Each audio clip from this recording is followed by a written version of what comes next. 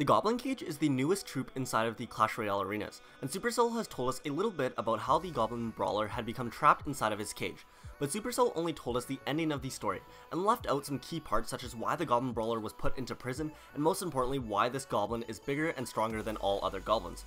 So here in today's story I will try to fill in all the holes in the full Goblin Caige's origin story.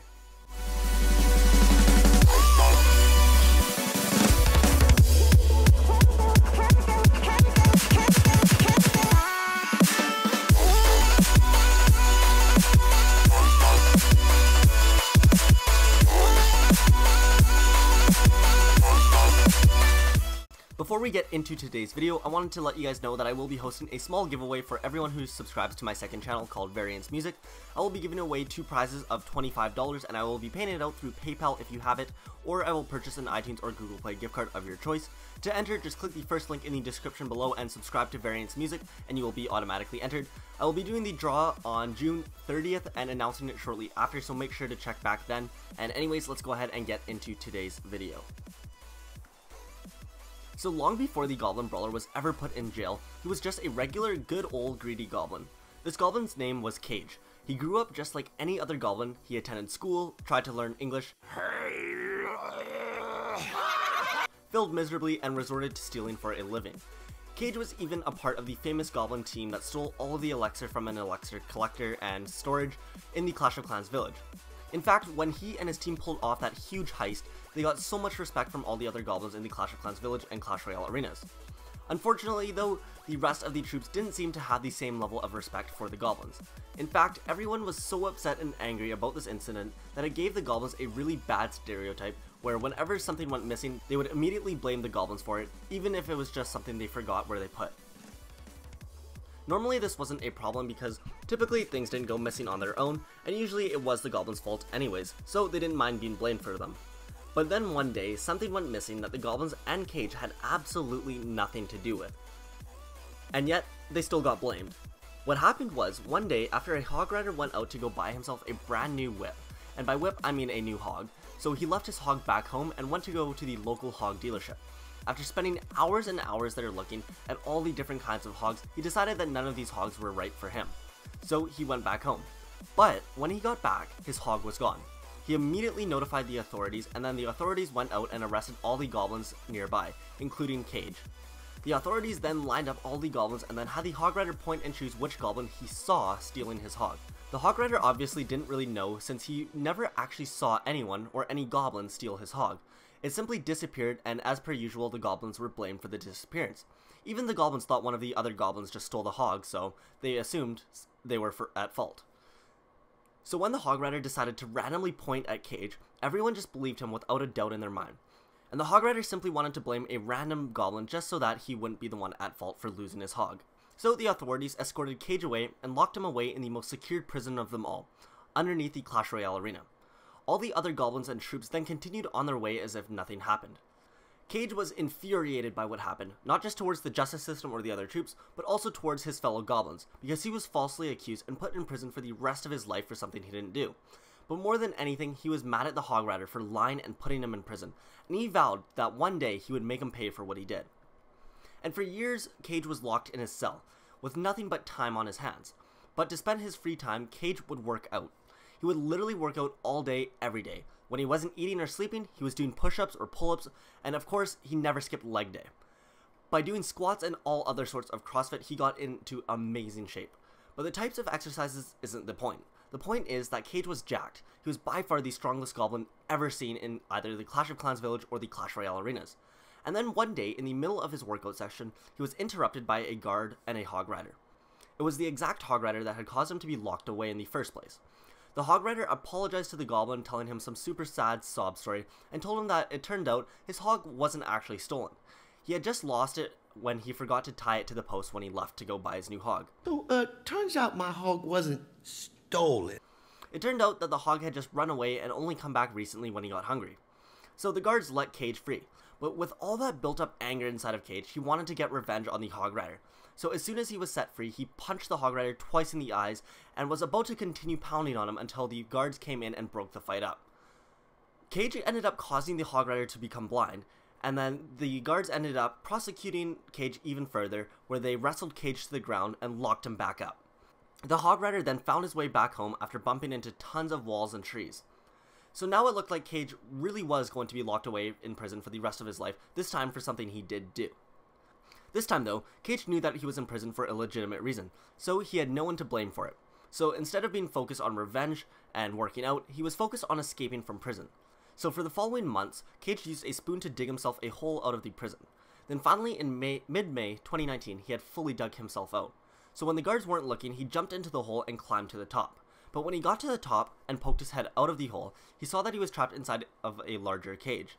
It turned out that the guards weren't total idiots and saw him digging a hole, so they had placed the cage at the end of the tunnel in anticipation of his escape. Obviously, they could have just gone into the cage and arrested him there, but they were actually so afraid of the goblin and what he did to the Hog Rider that no guards wanted to go close to him. So instead, they had to place the cage at the top of the hole. So now Caige was trapped inside of a cage in the middle of the battlefield. So if a troop ever destroyed the cage, the new Goblin Brawler would be set free from his cage and rush to the nearest enemy troop. Or if given enough time, the super strong Goblin Brawler would eventually break out of the cage and rush the nearest enemy anyways. And after the king witnessed this happen in the middle of a battle, he realized that he wanted the Goblin Brawler on his team. So he offered him a spot in his deck, and offered to pardon him for his crimes if he accepted it. So Caige figured that fighting in the arena was a better deal than living the rest of his life in prison, so he accepted the king's offer. And that there is the full story on how the Goblin Caige made it into the world of Clash. I hope you guys did enjoy the video. If you guys did, make sure you drop a like and comment down below what card in Clash Royale I should make a story on next. I'll be going back into the comment section and screenshotting and then showcasing some of those comments at the beginning of the next story video, so make sure you do comment down below.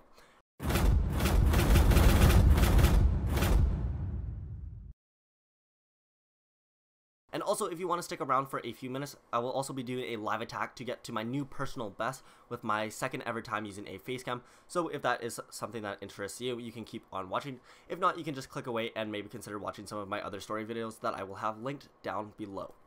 Hey, welcome back you guys to my second ever face cam. As you can see, this is actually going to be my first ever live attack with a face cam in Clash Royale. So hopefully it won't be too embarrassing for me. Hopefully we can come out with at least one win here. I did recently just pass 6,000 trophies, so we're going to be pushing towards my new personal best. And then I'm going to be rolling with a bit of an off-meta deck just because, honestly, my troops just aren't high enough levels for this meta. I used to run like 3 Musketeers, but haven't really been finding, they really haven't been working out too well for me, so this is what I'm rolling with. Sort of the throwaway cards, the misfits. So anyways, we're going to go ahead and just hop into a battle here and honestly just pray for the best here. Alright, let's see who we get matched up against here. Alright, we'll send them a good luck here. See if they're one of those, I forget what it's called, like BMers or whatever, the people that just spam the emotes. But anyways, no response.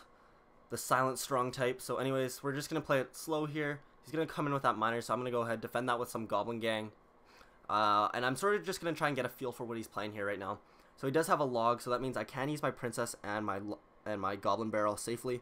So I think I'm going to play the Princess on this side, and then I'm just going to go for a regular Goblin Barrel here just to see what he has to defend that.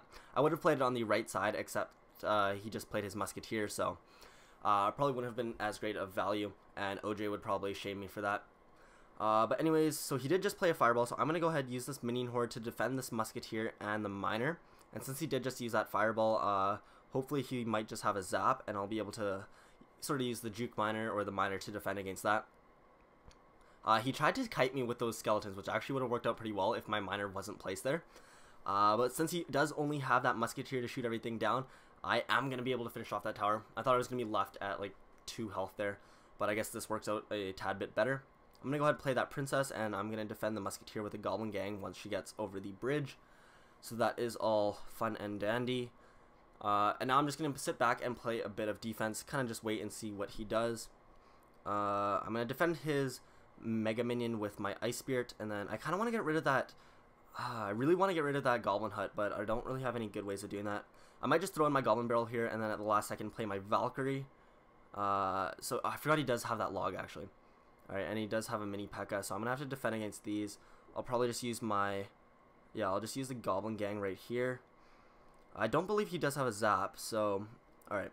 Goblin Gang will take out of the mini P.E.K.K.A. My princess is just firing away at that miner. Miner is actually going to do a lot of damage. I always underestimate how much like damage he can do to a tower.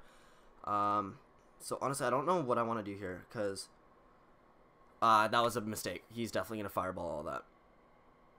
Just kidding. Alright, that actually worked out really well for me. I'm incredibly lucky there. I don't know what he's doing, honestly. That was a really late fireball. I got off the hook so lucky there. He definitely could have finished, like, hit my princess and the minion horde and everything, and it just would not have been good. I'm going to try and defend this tower at all costs, because I want him to waste either a log. Okay, that was a lot of value for a log there. So it looks like he is going to be able to finish this. I'm just going to defend this so that I force him to, like, fireball my tower or something. I want him to waste a spell on it. Hopefully he'll waste a log on it, so I'm going to go ahead and spend a, throw my Goblin Barrel down there. Do a bit more damage off that. Somehow my Ice Spirit did not end up tanking that Mega Minion hit, so he's going to end up getting that. He's definitely going to fireball all of this, and that mini P.E.K.K.A. is going to probably get a hit too, actually, so. Alright, I was lucky enough. It was a bit of a waste still anyways. So I'm going to just throw in a miner, and now I think I'm just going to go for miner chip. Just try and finish off the last bit of that tower. So I'm going to get a few more hits. I'm going to zap that as well. One and a half more miners should be able to do the trick here. Pretty good log there, actually. He did anticipate that pretty well. Alright, really bad Valkyrie by me. Because that's just going to get taken out right away. I'm going to go ahead and zap this right away. And one more hit, or one more zap should be able to do the trick. So I just need to make sure I can defend whatever else he plays here. I don't know if that was too aggressive of a Goblin Brawler, because he's going to log that. I just need one hit right now. Alright, that was actually way closer than it should have been. If that mini P.E.K.K.A. like had half a second more and swung, he probably could have taken out that tower.